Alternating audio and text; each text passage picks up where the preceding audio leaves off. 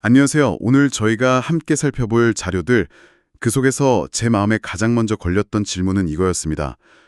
왜 일본군 위안부 피해자들은 그토록 긴 시간 동안 침묵하며 살아야 했을까 하는 점이요. 오늘 저희는 이 질문에 답을 찾아보려고 합니다. 여러분이 보내주신 자료 속으로 한번 깊이 들어가 보시죠. 네, 보내주신 자료들을 보니까요. 역시 그 2차 세계대전 때 일본 제국 군대가 아시아 전역에서요. 한국, 중국, 필리핀 이런 곳에서 운영했던 이른바 군 위안부 제도, 그 참상이 정말 잘 드러나 있더라고요. 피해 여성 숫자만 해도 수만 명에서 연구에 따라서는 수십만 명까지도 추정되잖아요. 네, 수십만. 근데 대부분이 정말 아직 꽃도 피우지 못한 그런 10대 소녀들이었다는 게 참 마음이 아픕니다. 자료들을 보면 그 동원 방식이 얼마나 기만적이고 폭력적이었는지 그런 부분들이 곳곳에 보이더라고요. 공장이나 병원에 취직시켜주겠다 이런 거짓말로 속이거나 그렇죠. 아니면 군인들이 그냥 총칼 들이대고 강제로 끌고 가기도 하고요. 맞아요. 근데 전쟁 끝나고 겨우 살아 돌아오셨는데 고향에서조차 환영을 받지 못했다는 거잖아요. 오히려 그 끔찍한 트라우마, 질병, 그리고 사회적인 낙인까지 뭐랄까 또 다른 전쟁을 치러야 했던 거죠. 네, 정말 위안소에서의 생활은 상상하기조차 힘든 고통이었을 것 같아요. 자료에 따르면 매일 10명, 많게는 20명이 넘는 군인을 그것도 강제로 상대해야 했다고 하고요. 구타나 성폭력은 그냥 일상이었다고 하죠. 네, 탈출 시도하면 살해 위협까지 당했다고 하니까 그야말로 지옥 같은 시간이었겠죠. 근데 더 충격적인 건 이 모든 과정에 일본 군대가 직접적으로 개입했다는 사실입니다. 국제조사 보고서나 여러 역사 문서들을 보면요. 위완소 설치부터 운영까지 다 군의 지휘 아래 이루어졌다는 게 명백히 드러나거든요. 군의 직접 개입 증거가 이렇게 명확한데도 말이죠. 그런데 왜 피해자들은 수십 년 동안 입을 열지 못했을까요? 그게 참 궁금한 지점인데 여러분 자료 중에 당시 사회 분위기를 다룬 부분을 보면 그 이유를 좀 짐작할 수 있을 것 같아요. 그 가부장적인 가치관이나 정조 이데올로기 같은 게 워낙 강했잖아요. 그렇죠. 그게 굉장히 컸습니다.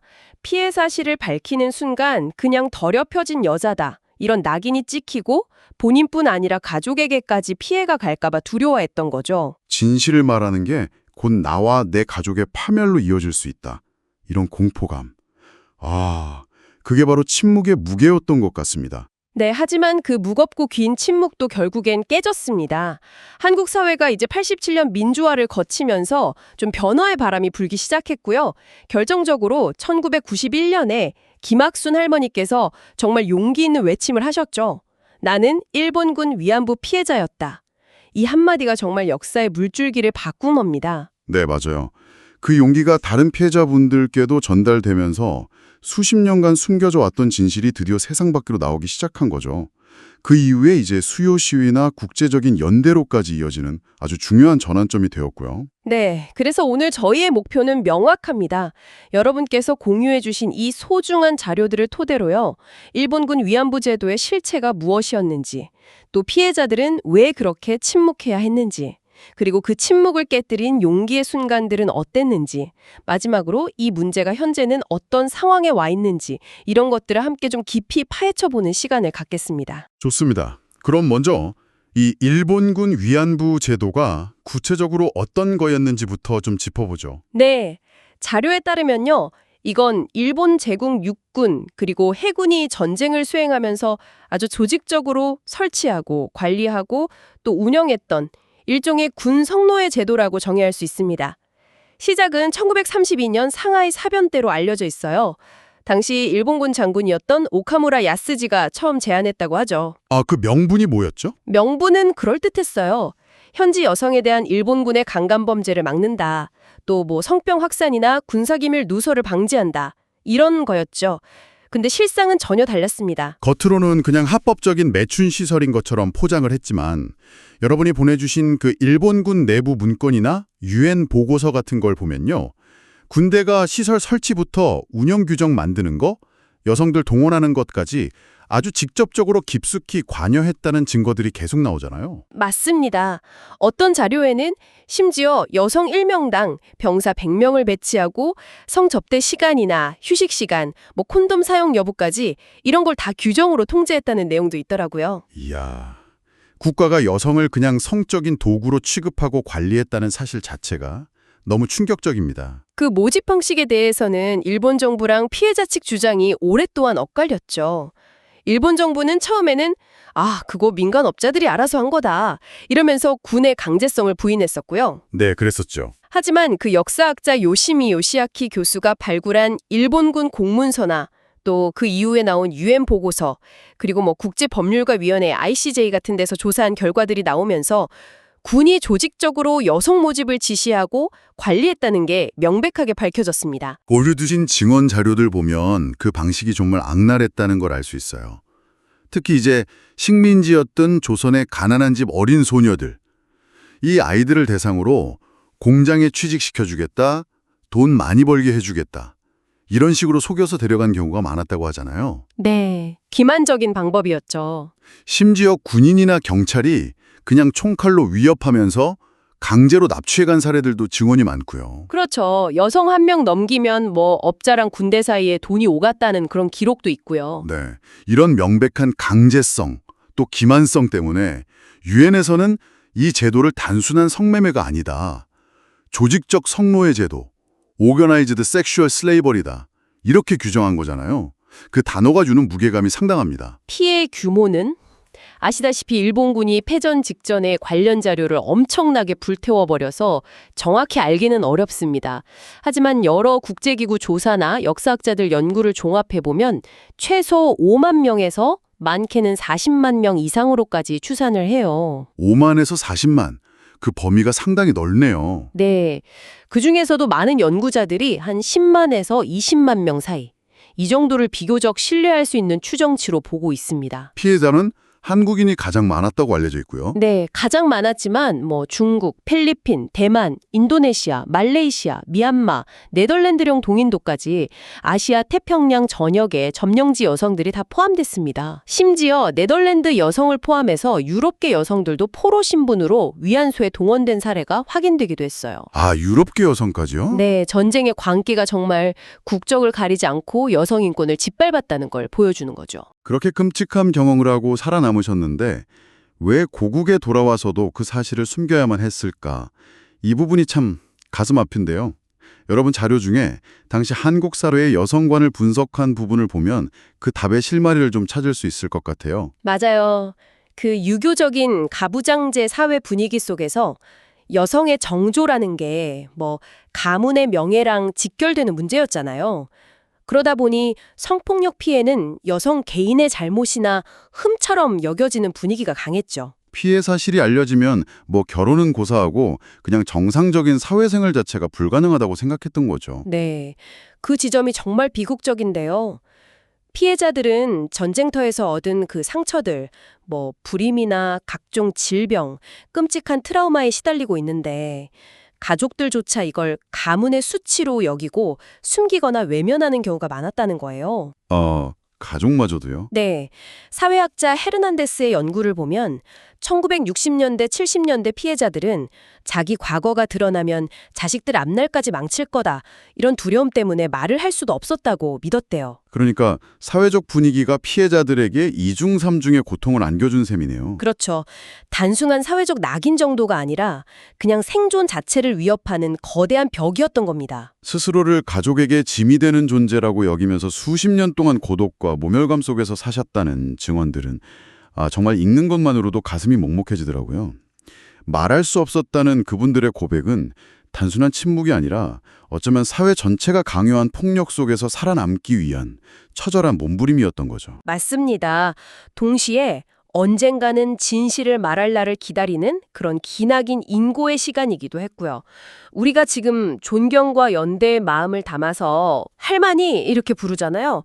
근데 그 호칭조차도 피해자들 스스로는 오랫동안 죄책감 때문에 쉽게 쓰지 못했다는 이야기도 있어요.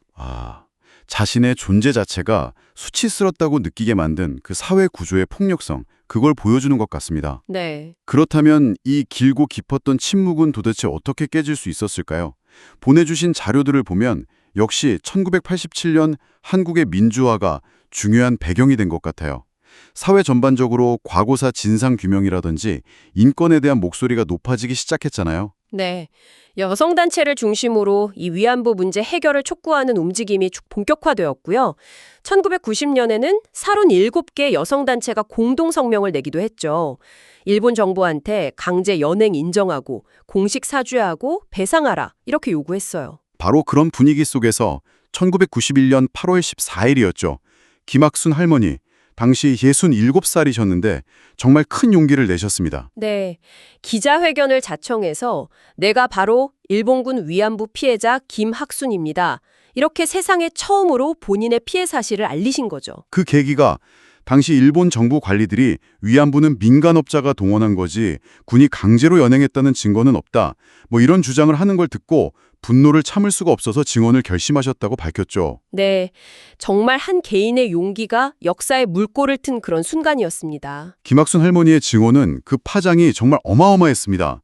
그 용기가 침묵하고 있던 다른 피해자들에게도 고스란히 전달된 거죠. 맞아요.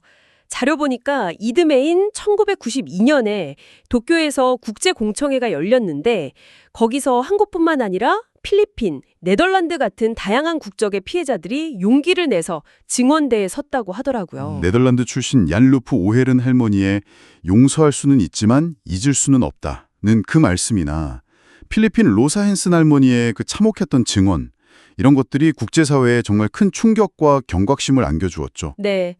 이런 공개 증언들이 더 많은 피해자들이 세상 밖으로 나올 수 있도록 용기를 북돋아 주었습니다. 그리고 한국에서는 바로 그 해 1992년 1월 8일부터요. 매주 수요일마다요. 서울에 있는 주한 일본 대사관 앞에서 피해 할머니들과 시민들이 함께 모여서 일본 정부의 공식 사죄와 법적 배상을 요구하는 수요 시위를 시작했죠. 네. 정말 놀랍게도 이 평화조개인 시위가 벌써 30년이 훌쩍 넘었는데도 지금까지 계속 이어지고 있다는 거 아닙니까? 그렇죠. 그리고 2011년 12월이었죠. 수요 시위 1000회를 맞아서 일본 대사관 맞은편에 평화의 소녀상이 세워졌습니다. 아, 네. 여러분이 보내주신 자료에도 이 소녀상 건립 과정이나 그 의미에 대한 내용이 자세히 담겨 있더라고요. 일본 정부는 계속 철거하라고 요구하고 있지만 이 소녀상은 이제 한국을 넘어서 미국, 캐나다, 독일, 전 세계 여러 곳에 세워지고 있어요. 전쟁과 여성폭력에 반대하는 평화와 연대의 상징이 된 거죠. 네. 이 소녀상들이 피해자분들에게는 당신은 혼자가 아니다 라는 아주 강력한 메시지를 전달하면서 큰 위로와 힘이 되어주고 있고요. 자, 그럼 현재 이 위안부 문제는 어떤 국면에 와 있을까요? 좀 살펴보면요. 일본 정부의 입장은 시간이 흐르면서 꽤 복잡하게 변화해 왔습니다. 처음에는 아예 문제를 외면하거나 강제성을 부인하다가 국제적인 비판이 좀 거세지니까 1993년에 고노다마라는 걸 발표하죠. 네, 고노다마. 이 담화에서 일본 정부가 처음으로 군의 관여 사실, 위안소 설치, 관리 사실, 그리고 여성 동원의 강제성을 일부 인정했습니다. 그러면서 사과와 반성의 뜻을 표명했고요. 하지만 그 고노다마 이후에도 일본 내에서는 보수 우익 세력을 중심으로 계속해서 역사적 사실을 부정하고 왜곡하려는 시도가 끊이지 않았죠. 네. 그러다가 2015년 12월에 한일 양국 정부가 외교장관 합의를 통해서 이 문제에 최종적이고 불가역적인 해결을 선언하기에 이릅니다. 2015년 한일 합의. 여러분 자료에도 이 합의 내용이 상세히 나와 있는데요. 일본 정부는 군의 관여하에 다수 여성의 명예와 존엄에 깊은 상처를 입힌 문제라는 점을 다시 확인했고요.